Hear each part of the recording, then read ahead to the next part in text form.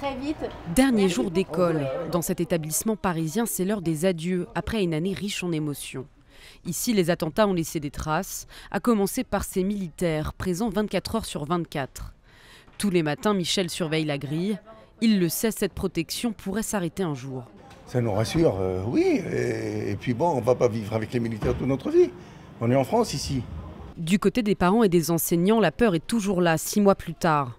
Tous se sont habitués à la présence de ces hommes en uniforme. C'est un peu difficile pour les enfants parce qu'ils appréhendent, ils tournent autour des militaires pour voir. Pour eux, c'est bizarre de comme voir l'armée, mais c'est rassurant. Et moi, je pense que s'il n'y a pas les militaires à l'école, les parents n'amèneront pas leurs enfants. En cette fin d'année, l'insouciance a regagné les classes, même si certains se souviennent très bien des événements de janvier, notamment de la prise d'otage de l'hypercacher.